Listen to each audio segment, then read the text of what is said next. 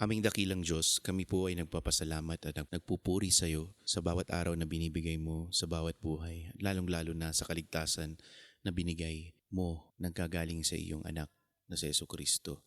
Dalangin namin na itong mga napapakinggan namin na mga iyong mga salita ay gamitin mo upang sa aming paglago, sa aming pananampalataya. Binabalik namin sa iyo lahat ng papurit pagsamba sa ngalan ng bugtong na anak na si Jesucristo. Amen. Mateo 5. Ang sermon sa bundok. Nang makita ni Jesus ang napakaraming tao, umakyat siya sa bundok. Pagkaupo niya, lumapit ang kanyang mga alagad at siya'y nagsimulang magturo sa kanila. Ang mga pinagpala. Pinagpala ang mga taong walang inaasahan kundi ang Diyos sapagkat kabilang sila sa kaharian ng langit. Pinagpala ang mga nagdadalamhati sapagkat aaliwin sila ng Diyos. Pinagpala ang mga mapagpakumbaba sapagkat mamanahin nila ang daigdig. Pinagpala ang mga may matinding hangarin na sumunod sa kalooban ng Diyos sapagkat sila ay bibigyan kasiyahan ng Diyos. Pinagpala ang mga mahabagin sapagkat kahabagan sila ng Diyos. Pinagpala ang mga may malinis na puso sapagkat makikita nila ang Diyos. Pinagpala ang mga gumagawa ng paraan para sa kapayapaan sapagkat sila'y ituturing ng mga anak ng Diyos. Pinagpala ang mga inuusig ng dahil sa kanilang pagsunod sa kalooban ng Diyos sapagkat kabilang sila sa kaharian ng langit.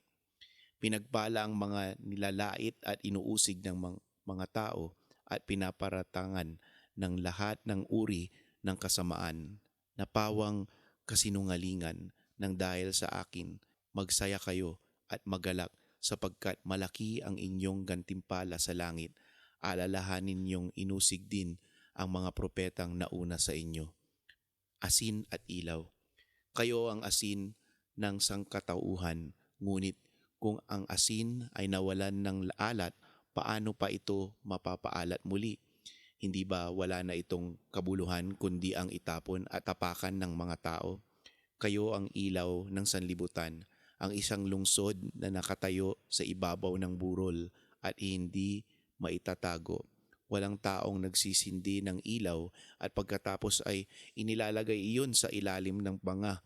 Sa halip, inilalagay iyon sa talagang patungan upang matangulawan ang lahat ng nasa bahay. Gayun din naman, dapat ninyong paliwanagin ang inyong ilaw sa harap ng mga tao upang makita nila ang inyong mabubuting gawa at papurihin ang inyong Ama na nasa langit. Purihin ng Diyos sa kanyang salita. Dito makikita natin sa ating napakinggan na salita ng Panginoon, yung Sermon on the Mount, kung saan mapapansin natin sa ating pangkasalukuyang panahon ngayon na ang isang tao ay tinitimbang sa kanyang success, sa kanyang buhay, sa kanyang mga nagagawa. Ngunit salungat ito kung saan nakikita natin ang sermon ng Diyos ay ang pagpapakumbaba, ang naaapi, ang lahat ng kanyang binanggit dito sa mga pinagpala ay puro pagpapakumbaba. Wala man lang sinabi dyan na pagpalain ng mayaman at siya ang makakakuha ng daigdig, siya ang magmamana ng mga kaharian ng Panginoon. Ngunit kabaliktaran ang sinasabi nito. Bakit ganito ang sinabi ng Panginoon?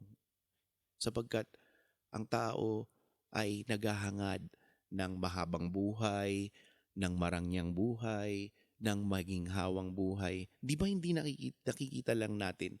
Nakikita na natin sa ating mga hinahangad, puro eternal na tipong mga hindi siya nag-e-end.